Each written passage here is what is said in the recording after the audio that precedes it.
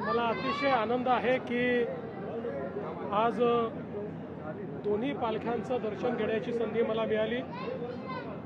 ज्ञानेश्वर माऊली आणि जगद्गुरू तुकाराम महाराज यांचा आशीर्वाद आज प्राप्त केलेला आहे आणि मला आनंद आहे की यावेळी विशेषतः ज्ञानेश्वर माऊलींची पालखी ज्या ठिकाणी असते तिथे खूप अडचणी होत्या, त्या अडचणी महानगरपालिकेने दूर केल्या आणि चांगल्या पद्धतीनं तिथे विस्तार करण्यात आला आणि पुढच्या वर्षी अजून चांगली व्यवस्था त्या ठिकाणी होईल असं लक्षात येत आहे।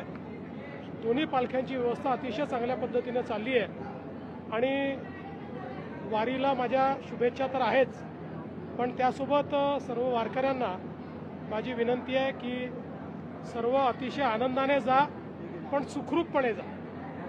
अतिशय सुखरूप अशा प्रकारे ही वारी पूर्ण व्हावी हीच विठुरायाच्या चरणी प्रार्थना। मुख्यमंत्री आहात, देवाचरणी प्रार्थना केली, वारीमध्ये सहभागी होत आहे। मुख्यमंत्री झाल्यापासून तुम्ही किती व्यस्त असलात तरी ज्ञानेश्वर महाराज तुकाराम महाराजांच्या दर्शनासाठी येतात, काय अनुभव आहे वारीचा? मला असं वाटतं की अतिशय सुंदर अनुभूती ही असते आणि आपल्या महाराष्ट्राची ही एक अशी परंपरा आहे की ज्यामुळे एक असीमित अशा प्रकारची ऊर्जा आपल्याला प्राप्त होते आणि म्हणून इथे काही न मागता मिळतं अशा प्रकारची वारी आहे।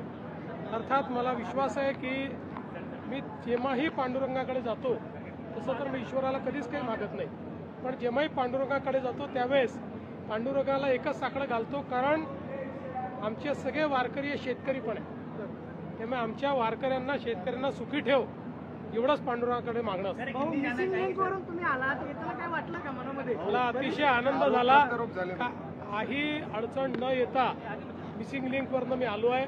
मला असं वाटतं तेच सर्वांना उत्तर आहे।